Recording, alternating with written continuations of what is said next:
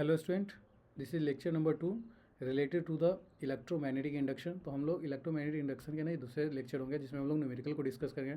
हमने ओवरऑल सारे थ्योरीज को कंसेप्ट को डिलीवर कर लिया कि हमने ना सारे एक्सपेरिमेंट को समझा। इसमें सारे कुछ को समझ लिया इतना अब तक। देखो, इसमें जो पहला एक्सपेरिमेंट था एक बार मैं बता देता हूँ फिर से समराइज हुई स्टार्टिंग से कि देखो, पहले वाले में एक्सपेरिमेंट में अपने पास क्या होता है ना कि एक कॉइल होता है, जिस कॉइल से हम लोग गैल्वेनोमीटर को कनेक्ट करते हैं, और ये अपने पास मैग्नेट होता है। तो हम ना इस मैग्नेट को ना, ये बार मैग्नेट होता है जो कि परमानेंट मैग्नेट है। जब इसको अगर हम इस डायरेक्शन में ले जाते हैं तो इसका डिफ्लेक्शन इस डायरेक्शन होता है, इसके अपोजिट डायरेक्शन में होता है। और हम इसको टुवार्ड्स ले जाते हैं तो इसके डायरेक्शन इस डायरेक्शन में होता है, मतलब अपोजिट होता है। एक्चुअल क्या है कि ना इंड्यूस्ड ईएमएफ करंट का ना, इंड्यूस्ड ईएमएफ जो होता है या इंड्यूस्ड करंट जो होता है उसका डायरेक्शन ना अपोजिट होता है। अगर हम अपोजिट होता है फॉर टुवार्ड्स और अवे फ्रॉम द मैग्नेट से। अगर इस डायरेक्शन में ले जाओगे तो इसका डायरेक्शन क्या होगा गैल्वेनोमीटर्स के अंदर, ये इस तरीके से होगा। और इसको इधर ले जाओगे तो इसका डायरेक्शन इस तरीके से होगा, ठीक ना।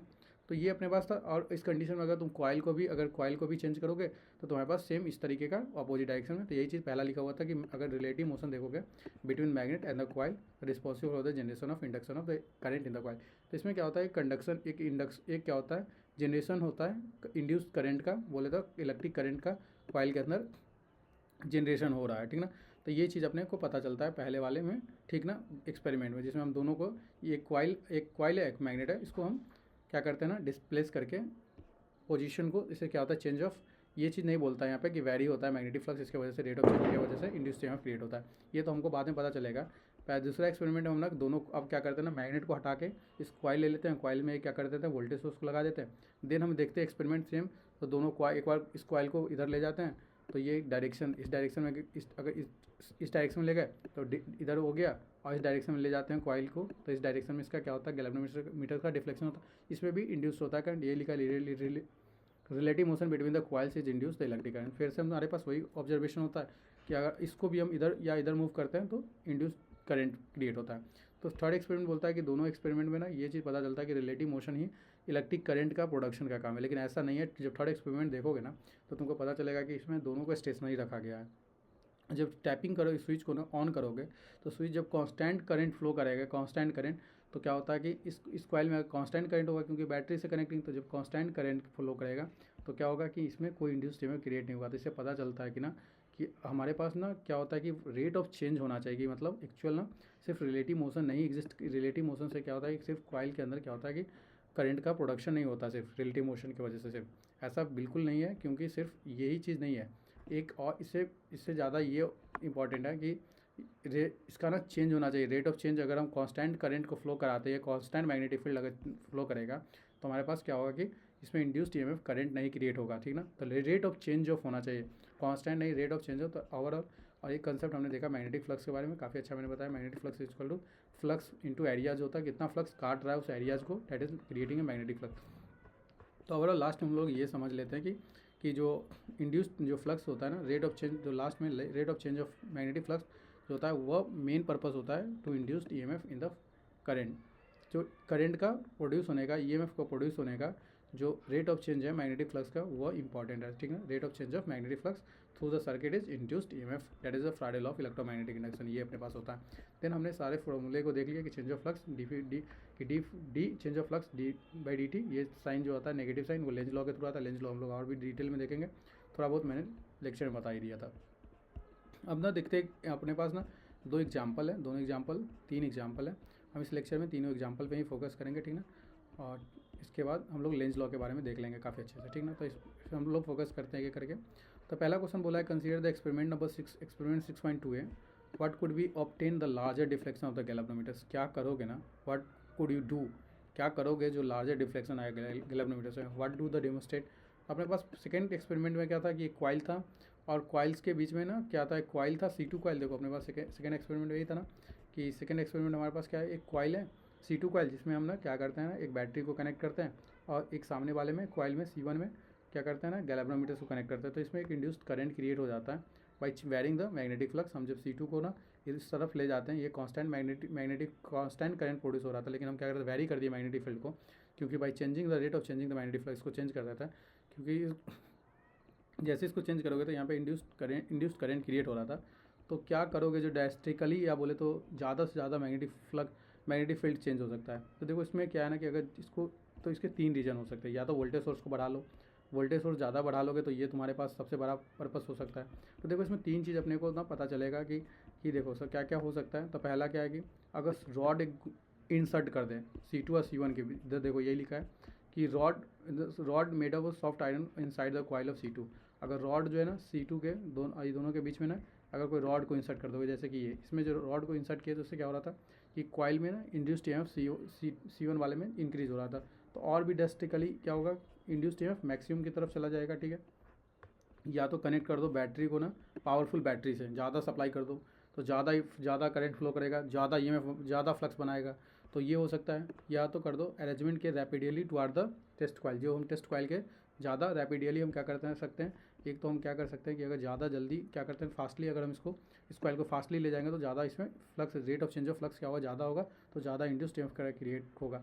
ये चीज़ यहाँ भी लिखा हुआ था कि अगर हम ज़्यादा जल्दी डिफ्लेक्शन करते हैं, अगर ज़्यादा स्पीड से इसको ले आते हैं तो इसमें क्या होता है, ज़्यादा इस गैल्वेनोमीटर के अंदर डिफ्लेक्शन ज़्यादा होता है। अगर जितना हम अवे ले जाते हैं उतना ज़्यादा डिफ्लेक्शन अपोजिट डायरेक्शन में होता है। तो ये रेट ऑफ चेंज के फ्लक्स के क्या है, रेट ऑफ चेंज की वजह से ना इंड्यूस्ड ईएमएफ क्रिएट होता है। ओवरऑल इतना ही कहानी था। एक अगर मोटे मोटे बात बोले ना, एक ही पॉइंट था कि रेट ऑफ चेंज से मैग्नेटिक फ्लक्स के रेट ऑफ चेंज से ना क्या होता है कि इंड्यूस्ड ईएमएफ क्रिएट होता है। बस एक ही चीज़ याद कर लो, सारे एक्सपेरिमेंट में बस एक ही चीज़ बोला है कि rate of change of magnetic flux से क्या होता है कि इंड्यूस्ड ईएमएफ क्रिएट होता है। इसी को हम लोग इलेक्ट्रोमैग्नेटिक इंडक्शन बोलते हैं। बस यही चीज़ लेके आगे तक चलेंगे हम लोग पूरा at the till the end, इसी चीज़ से ख़त्म कर देंगे पूरे चैप्टर्स को। तो replace the galvanometer by the small ball. अब दूसरा क्वेश्चन क्या पूछा है कि in the presence of induced current कैसे पता चलो कि ये गैल्वेनोमीटर या एब्सेंस ऑफ गैल्वेनोमीटर्स। अगर हमारे पास गैल्वेनोमीटर्स ना है तो हम लोग कैसे पता करेंगे कि अगर एब्सेंस ऑफ अपने पास गैल्वेनोमीटर नहीं है तो हम लोग कैसे डेमोस्ट्रेट कर सकते हैं कि इंड्यूस्ड करंट क्रिएट हो रहा है या नहीं कर रहा हो रहा है। जब एक्सपेरिमेंट नंबर 2 में तो ऐसा कर लेंगे ना कि बल्ब लगा लेंगे गैल्वेनोमीटर्स के जगह पे। तो अगर बल्ब का स्मॉल बल्ब लगा लेंगे जिससे और टॉर्च का लाइट का स्मॉल बल्ब लगा लेंगे, क्योंकि वो क्या होगा रिलेटिव मोशन के थ्रू, कॉइल के रिलेटिव मोशन से ही बल्ब का ग्लो हो जाए। तो ये अपने पास बल्ब का ग्लो हो सकता है। देखो ये सब ना जब इंजीनियरिंग करोगे तो इसमें क्या होता है ना कि बहुत सारा ना, जब हम ना इंड्यूस्ड ईएमएफ के ना दोनों कॉइल्स के बीच में एक इंड्यूस्ड ईएमएफ क्रिएट करके क्या करते हैं ना, मोबाइल चार्जिंग बनाते हैं, क्योंकि विदाउट डिवाइस को ना विदाउट कनेक्टिंग से मोबाइल चार्जिंग होता है। तो बहुत सारा चीज़ें ना कि चेंज ऑफ मैग्नेटिक फील्ड की वजह से क्या मोबाइल चार्जिंग हो रहा है, तो उसको बोलते हैं वायरलेस मोबाइल चार्जिंग। तो वायरलेस मोबाइल चार्जिंग सिस्टम, तो ये सब ना इस चीज़ से एक्सपेरिमेंट से काफ़ी, इलेक्ट्रोमैग्नेटिक इंडक्शन काफ़ी अच्छा टॉपिक है, इसके से काफ़ी कुछ हो सकता है। तो ये अपने पास एक चीज़ें हो सकता है कि बल्ब को हम लगा के हम देख सकते हैं। ठीक है, दूसरा अपने पास एक न्यूमेरिकल है कि एक स्क्वायर लूप है। ठीक है, अपने पास चलो एक स्क्वायर लूप है, यहाँ से हम लोग मैग्नेटिक फ्लक्स और मैग्नेटिक फ्लक्स डेंसिटी को काफ़ी अच्छे से समझ लेंगे। तो स्क्वायर लूप है जो कि 10 सेंटीमीटर का है अपने पास स्क्वायर लूप, जो कि साइड उसके 10 सेंटीमीटर। जब साइड 10 सेंटीमीटर एरिया क्या हो जाएगा, इसका एरिया निकालेंगे तो मीटर में निकालेंगे। कभी भी ना हम जो वहाँ पे लिखे हैं कि वेबर पर मीटर, अगर फ्लक्स हम लोग निकालते हैं तो फ्लक्स क्या होता है weber into metre square. Area जो होता है वह मीटर स्क्वायर, तो मीटर स्क्वायर में हम ले जाएंगे। इसको 10 सेंटीमीटर है तो मीटर में क्या हो जाएगा 0.1 इंटू 0.1। इसका साइड क्या हो जाता है 0.1 ये हो जाता है ना 0.1। वैल्यू अगर सेंटीमीटर में ले जाता है तो 0.1 मीटर होता है। तो साइड होता क्या 0.1 मीटर। तो एरिया क्या आ जाता है तुम्हारे पास 0.1 मतलब 0.01, या हम इसको बोल सकते थे 10⁻², मीटर। ठीक ना, ये हो सकता है। ठीक ना, ठीक है, ये हो जाता है एरिया। अब तुम्हारे पास वर्टिकली ईस्ट वेस्ट, मतलब क्या है कि ईस्ट से वेस्ट की तरफ, मतलब क्या है कि अपने पास ना ये 2D प्लेन पे डाला हुआ है जो कि ईस्ट वेस्ट डायरेक्शन में placed in vertically east west. ये the resistance 0.5 ohm is placed vertically in the east west. एक 0.5 ओम का रेसिस्टेंस ना इसके प्लेस्ड कर दिया गया है ईस्ट वेस्ट डायरेक्शन में प्लेन। उस प्लेन पे यूनिफॉर्म मैग्नेटिक फील्ड अपने पास बी दे दिया है, यूनिफॉर्म मैग्नेटिक फील्ड दिया है बी को ही हम लोग बी को ना ये टेस्ला मीटर स्क्वायर है, वेबर नहीं है, टेस्ला मीटर होगा ना, क्योंकि वेव, या हम ये बोल सकते थे कि फ्लक्स डेंसिटी को हम लोग इसके ना फ्लक्स डेंसिटी होता है जो कि फ्लक्स पर यूनिट एरिया होता है।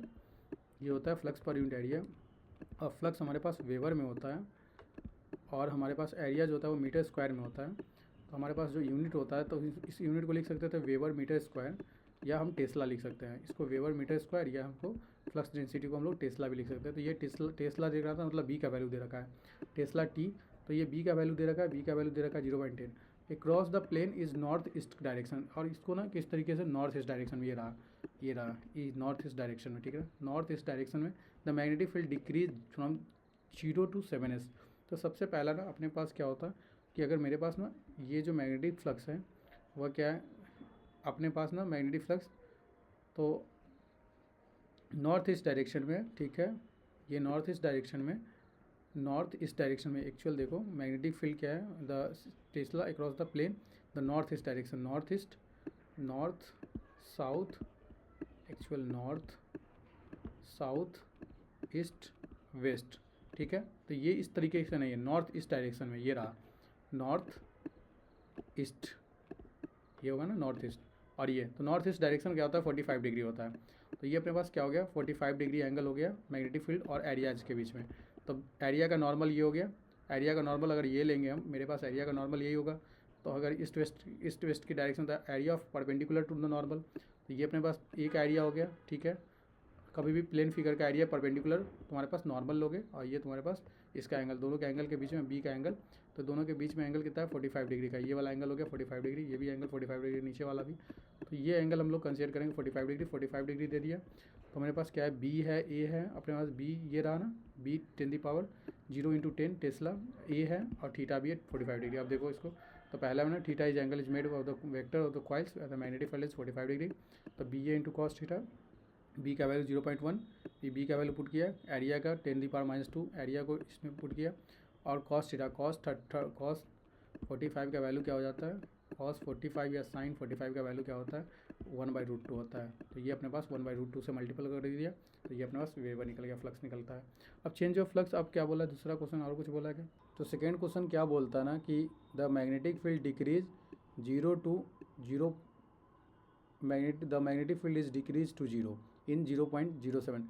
जो मैग्नेटिक फील्ड था ना इनिशियल, जो मेरे पास मैग्नेटिक फील्ड था वो क्या हो रहा था, उस मैग्नेटिक फील्ड का वैल्यू ना, मैग्नेटिक फील्ड का वैल्यू क्या हो रहा है कि बी का वैल्यू ना 0 हो जाता है, मैग्नेटिक फील्ड का वैल्यू ना 0 हो जाता है, ठीक है। मैग्नेटिक फील्ड का value decrease to the 0 in 0.0 second, मतलब 0.70 सेकेंड में ना मैग्नेटिक फील्ड का वैल्यू 0 हो जाता है, 0.7 सेकेंड में, ठीक ना।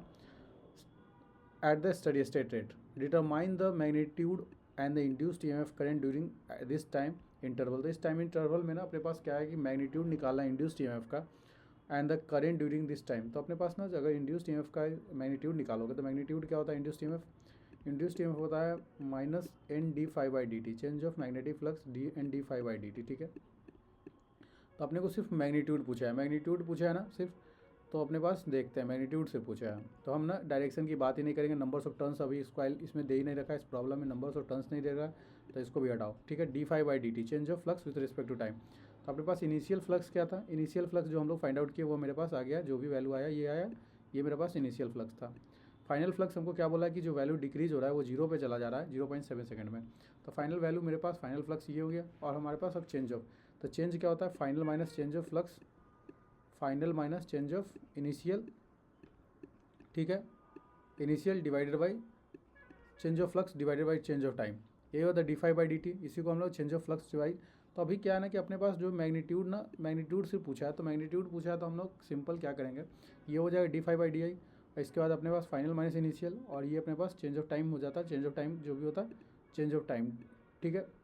तो देखो एक्चुअल क्या है कि अब अगर इस तरीके से यूज़ करोगे तो तुम्हारे पास फाइनल वैल्यू क्या था, फाइनल वैल्यू 0 था, 0 माइनस ये वैल्यू कितना आया, जो भी आया ये वाला डाटा, तो ये डाटा को x ले लेते हैं, ठीक है। यही डाटा अपने पास x डिवाइडेड बाई, तो ये पूरा का वैल्यू डिवाइडेड बाई टाइम था 0.7, ठीक है, यही आता।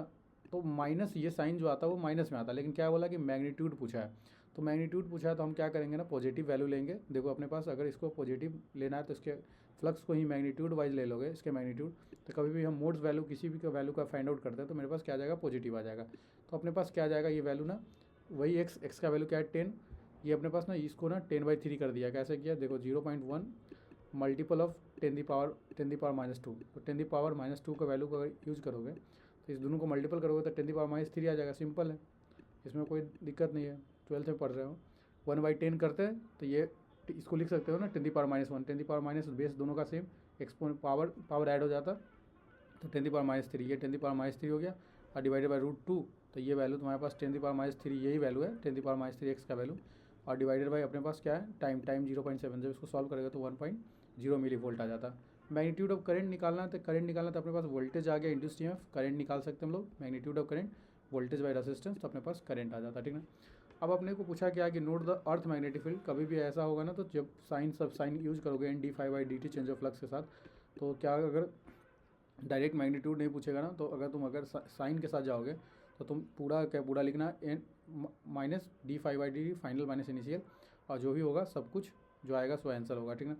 Then earth magnetic field is also produce a flux, क्या है कि अर्थ का मैग्नेटिक फील्ड भी क्या करता है ना, अर्थ मैग्नेटिक फील्ड भी क्या करता है ना, प्रोड्यूस करता है मैग्नेटिक फ्लक्स को, ठीक ना। तो थ्रू द लूप, तो नोट द स्टडी फील्ड क्या होता है ना, वो क्या करता है स्टडी फील्ड प्रोड्यूस करता है जो टाइम के साथ चेंज नहीं होता, तो हम बोलते हैं कि they hence does not induced any EMF. तो हम लोग बोलते हैं कि earth magnetic field also produce a flux through the loop, but it is steady field होने के कारण ना which do not change with the times with the expanse of this experiment, the hence does not induced any EMF. तो अपने पास ना जब कभी हम बोलते हैं कि कांस्टेंट जो इंड्यूस्ड ईएमएफ आता ही है, इस पूरे में अभी तक जो तो कंक्लूजन क्या था, एक ही कंक्लूजन है, जो rate of change of magnetic flux ना क्या करता है सर्किट में ना इंड्यूस्ड ईएमएफ का काम करता है, जो कि फ्राडे लॉ ऑफ इलेक्ट्रोमैग्नेटिक इंडक्शन है, और यही स्टेटमेंट है फ्राडे लॉ ऑफ इलेक्ट्रोमैग्नेटिक इंडक्शन का।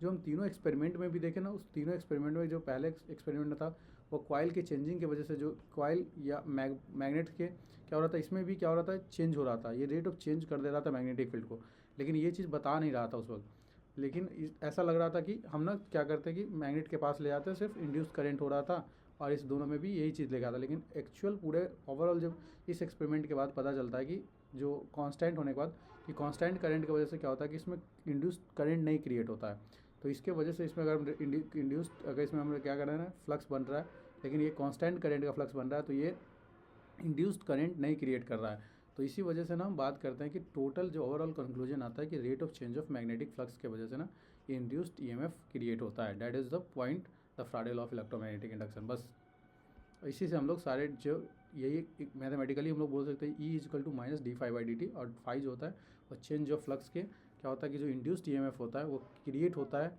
क्या होता है कोई भी जो ईएमएफ हम लगाते हैं या कोई भी बैटरी यूज करते हैं उसी बैटरी के करंट को ना अपोज कर देता है, तो हम बोलते हैं कि इंड्यूस्ड ईएमएफ जो होता है उसी को अपोज करता है जो उसको क्रिएट करता है। बस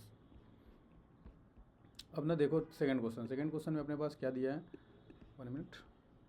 सेकंड क्वेश्चन में अपने पास ना एक सर्कुलर लूप दिया है जिसका रेडियस दे रखा है, एक सर्कुलर लूप है जिसके रेडियस दे रखे हैं, मतलब रेडियस दे रखा है 10 सेंटीमीटर, रेडियस 10 सेंटीमीटर दिया, तो इसको हम लोग मीटर में ले जाएंगे सबसे पहला, तो 0.1 मीटर आ जाएगा, 100 से डिवाइड कर लेंगे 0.1 मीटर, तो एरिया क्या हो जाएगा, एरिया कभी भी सर्कल का क्या होता है πr², तो π×r², तो πr², तो 0 × 1 का होल स्क्वायर होता, तो π×0.1 का होल स्क्वायर, ठीक ना, ये होता तो 0.1 का होल स्क्वायर, तो फिर से 10⁻² आ जाता, ठीक ना, 10⁻² ये होता। अब हमारे पास ना जो ये अपने पास ना कॉइल है जिसके नंबर्स ऑफ टर्न भी दे रखे हैं, 500 टर्न्स दे रखे हैं, 500 टर्न्स दे रखे हैं, और इसके विभिन्न रेसिस्टेंस भी लगे हुए हैं, जो कि resistance is 2 ohm is placed with in the plane perpendicular to the horizontal component of the earth magnetic field, ठीक ना। तो it is rotate about the vertical diameter. पहले कंडीशन में ना क्या बोला है कि मैग्नेटिक फील्ड अगर इस प्लेन है, अगर इसको वर्टिकली प्लेस करोगे तो इसका नॉर्मल क्या होगा, ये नॉर्मल होगा, तो नॉर्मल ही होगा जो कि मैग्नेटिक फील्ड हमारे पास ये ए हो जाएगा, ए का नॉर्मल ही ए का मैग्नेटिक ए का जो डायरेक्शन हो जाएगा वो नॉर्मल डायरेक्शन की तरफ होता है, कभी भी हम ए का जो डायरेक्शन लेंगे एरिया का डायरेक्शन नॉर्मल ही होगा। और दूसरा बोला है ना कि मैग्नेटिक लाइन ऑफ फोर्स भी क्या है कि सेम हॉरिजॉन्टल कंपोनेंट में ही, horizontal component of the earth magnetic the plane को कहाँ प्लेस किया है, plane is perpendicular horizontal, perpendicular अगर प्लेस करोगे तो क्या होगा, वर्टिकली प्लेस्ड होगा, अगर horizontally perpendicular to the horizontal करोगे तो परपेंडिकुलर, अगर ये हॉरिजॉन्टल है तो हॉरिजॉन्टल का परपेंडिकुलर यही होगा, तो कॉइल कहीं ना कहीं यहाँ प्लेस्ड है, तो इसका नॉर्मल क्या होगा, इसका परपेंडिकुलर ये होगा, और मैग्नेटिक फील्ड का ही और मैग्नेटिक फील्ड को ना horizontal component of the earth magnetic field, और हॉरिजॉन्टल कंपोनेंट की तरफ ही अर्थ का मैग्नेटिक फील्ड है, तो ये अपने पास बी का भी मैग्नेटिक फील्ड, तो ये का मैग्नेटिक ए का डायरेक्शन ये हो गया और बी का, तो दोनों का डायरेक्शन क्या है कि एरिया और बी का दोनों का डायरेक्शन हमारे पास क्या है, 0 डिग्री का एंगल बन रहा है दोनों के बीच में, इसमें 0 डिग्री का एंगल बन रहा है, ठीक है। तो ये पहला कंडीशन बोला है, तो इस कंडीशन में इनिशियल फ्लक्स निकालना, देन दूसरे कंडीशन में रोटेट करना है वर्टिकल डायमीटर्स को ना, उसके it is rotate over the vertical diameter. Vertical diameter अगर बात करोगे तो ये हो गया इसका वर्टिकल डायमीटर, यही होगा वर्टिकल डायमीटर इसका। तो इसको रोटेट कर देना 180 डिग्री। अब इसको 80 डिग्री रोटेट कराओगे, vertical diameter is rotated with the 180 degree, ठीक ना। देखते हैं तो through 180 degree in 0.5 second vertical diameter ना, ठीक है। इट इज़ रोटेटिंग 180 डिग्री, ठीक है। 1 मिनट। तो सबसे पहले ना इनिशियल निकाल लेते हैं। तो इनिशियल फ्लक्स हमारे पास क्या आ जाएगा, बी ए इंटू कॉस फाइव। तो कॉस थीटा, कॉस जीरो का वैल्यू हमने प्रीवियस बता रखा है, कॉस जीरो का वैल्यू अपने पास क्या होता है, 1 होता है। तो अपने पास जो मैक्सिमम फ्लक्स आ जाता है वो बी ए के बराबर आ जाता है। तो यहाँ भी मैक्सिमम फ्लक्स मेरे पास बी ए के बराबर ही हो जाएगा। तो अपने पास जो मैक्सिमम फ्लक्स बी ए के बराबर हो जाएगा वो देखो अपने पास क्या होगा। तो 1 मिनट, ये रहा। तो बी ए, तो बी का वैल्यू क्या दे रखा, 0. Horizontal component of the earth magnetic field is place that is 3.0 into 10⁵ Tesla, जो कि बी का वैल्यू होता है। जब भी टेस्ला देता है तो बी का वैल्यू या वेबर पर मीटर स्क्वायर देता तो वेबर पर मीटर स्क्वायर, जिसको हम लोग होता है flux per unit area, that is density, flux density, इसी को फ्लक्स डेंसिटी बोलते हैं। और इसी को मैग्नेटिक फील्ड, तो ये अपने पास बी होता है, magnetic field, magnetic flux density. तो फ्लक्स पर यूनिट एरिया वही होता है बी ए इंटू ए, ठीक है। तो ये अपने पास बी इंटू ए फ्लक्स पर यूनिट एरिया होता है ना, ये flux per unit area B होता है, जिसको हम लोग टेस्ला बोलते हैं। फ्लक्स पाई एरिया होता है। और हमें फ्लक्स निकालना था बी इंटू ए इंटू कॉस थीटा। तो बी का वैल्यू ये दे रखा है और 3.0 इंटू और एरिया ये निकला पाई इंटू 10⁻²। कॉस थीटा का वैल्यू 0। तो ये अपने पास 3 पाई 10 बेस सेम है, एक पावर ऐड हो जाएगा 10⁻⁷। तो ये पहला आ जाता है इनिशियल फ्लक्स। जब इसको रोटेशन करा दोगे ना 180 डिग्री, 180 डिग्री जब इसको रोटेशन कराओगे, एक्चुअल इसका रोटेशन कराओगे ना 180 डिग्री, तो तुम्हारे पास क्या हो जाएगा कि मैग्नेटिक फील्ड का तो डायरेक्शन यही रहेगा, ठीक है। इसका डायरेक्शन फिक्स हो गया। अब इसका डायरेक्शन क्या हो जाएगा, इसका डायरेक्शन तुम्हारे पास ना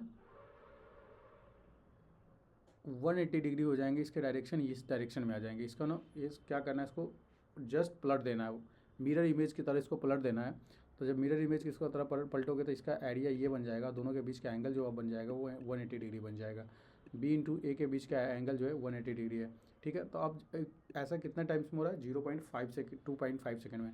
तो पहले बी फाइनल निकाल लेते हैं। बी फाइनल हमारे पास कॉस थीटा बी ए, बी दे रखा है कॉस -3 इंटू 10⁻, ये अपने पास 180 डिग्री का वैल्यू ना, कॉस 180 डिग्री का वैल्यू जो आता है वो -1 होता है। कॉस 180 डिग्री का वैल्यू ना तुम्हारे पास -1 होगा, ठीक है, -1 आता होगा, ठीक है। 1 मिनट। कॉस 180 का वैल्यू -1 ही आता है। तो ये अपने पास इसलिए ये वैल्यू माइनस आ गया। अब हमारे पास क्या होगा, चेंज ऑफ फ्लक्स अगर हम निकालते हैं, चेंज ऑफ फ्लक्स क्या होता है मेरा, change of flux final minus initial. तो फाइनल क्या था, फाइनल मेरे पास 3 पाई ये था -x। देखो साइन का हम बता रहा हूँ, फाइनल -x, इसको हम ले लेते हैं। देखो एक्चुअल दोनों का वैल्यू, और ये तुम्हारे पास +x है, ठीक है। तो ये बीच में माइनस हो जाता और ये +x, तो x, तो ये -x 2x हो जाता, -2x, तो -2x हो जाता। तो हमारे पास 2x हो जाता, तो हम इसको लिख सकते थे 2 इंटू 3 इंटू 10⁻⁷। अभी भी हमारे पास क्या है ना कि हमको सिर्फ क्या है कि चेंज ऑफ फ्लक्स निकालना है। उधर हमारे पास साइन की बात नहीं करा है, साइन की बात नहीं करा, तो हमारे पास क्या है कि मैग्नीट्यूड से पूछा है। तो एस्टिमेट हमारे पास सिर्फ मैग्नीट्यूड की बात करा होगा, मैग्नीट्यूड ऑफ इंड्यूस्ड ईएमएफ। तो 2x, तो हमारे पास क्या हो गया, चेंज ऑफ फ्लक्स हो गया 2x, तो 2 इंटू 3, तो 6 पाई इंटू 10⁻⁷ हो जाएगा, ठीक ना। 2 इंटू एक्स का वैल्यू 3 इंटू पाई इंटू 10⁻⁷, तो ये हो जाएगा। तो ये अपने पास 2x का वैल्यू हो गया। नंबर्स ऑफ टर्न्स के साथ मल्टीपल कर देंगे। 500 टर्न्स दे रखा था, पिछले प्रॉब्लम में 5 टर्न्स नहीं दे रखा था। और अपने पास क्या है, एक चीज़ और है जो कि टाइम है। हम लोग क्या निकाल रहे हैं, इंड्यूस्ड ईएमएफ निकाल रहे हैं। तो एन d∅dt change of flux with respect to time. तो अपने पास इंड्यूस्ड ईएमएफ आ जाएगा। फिर हम लोग करंट निकाल लेंगे E Y, voltage by resistance given था, रेसिस्टेंस का वैल्यू 2 ohms दे रखा था। तो 2 ohm ही डालेंगे हम लोग, 2 ohms 9.38 डिवाइडेड बाई 2, तो 3.8 हो जाता। ये अपने पास आंसर आ जाता। क्या होता कि देखो, तो ये अपने पास ना दूसरा प्रॉब्लम सॉल्व। अब दूसरा मैग्नीट्यूड एंड ई जो है ना, करंट जो है, देखो इंड्यूस्ड ईएमएफ ये सब क्या है, magnitude of E and I are estimated value, there is instantaneous value are different. जो भी इंस्टेंटेनियस वैल्यू अगर निकालोगे तो वो डिफरेंट आएगा depending upon the speed of rotation at the particular instant के टाइम के हिसाब से। तो वो इंस्टेंटेनियस वैल्यू है, हम यहाँ पे जो निकाल रहे हैं वो एस्टिमेटेड वैल्यू निकाल रहे हैं, ठीक है। तो ये ओवरऑल हो गया। अब हम लोग लेंज लॉ के law of conservation of energy को देखेंगे, ठीक है। तो पहला पूरा ना एक पोर्शन कंप्लीट होता है, ठीक ना, ठीक है। तो आज के लिए इतना ही रखते हैं। नेक्स्ट लेक्चर में हम लोग लेंज लॉ के बारे में देखेंगे, ठीक है। तो देखो प्लीज़ लाइक दिस वीडियोज और subscribe the channel. If there any doubt mention in the comment box. देखो काफ़ी अच्छा मैंने एसी अल्टरनेटिंग करंट अपने चैनल पे बताया, उससे अच्छा कहीं नहीं मार्केट में। आप जाके देखो एक बार विश्वास करके देखो। और ये आज जो मैं बताया हूँ और इलेक्ट्रोमैग्नेटिक इंडक्शन भी, इससे अच्छा कहीं अवेलेबल नहीं है जो मैं बता रहा हूँ, कहीं अवेलेबल नहीं है। आप देख लो, कहीं से भी देख लो, फिर आपको रियलाइज़ होगा कि नहीं नहीं सही मैं जो बताया उसको सही बताया है, इसी चैनल से देख लेना चाहिए। At the till the end आपको देखना ही पड़ेगा, नहीं तो फिर घूमते रहोगे यूट्यूब चैनल पे, सब जगह मार्केटिंग है। ठीक है, बाकी आपकी मर्ज़ी, जहाँ से देखो ठीक है, लेकिन वीडियोज़ को अगर देख रहे हो तो लाइक कर दो और चैनल को सब्सक्राइब भी कर लेना। ठीक है, चलो ठीक है, आज के लिए इतना ही रखते, थैंक यू।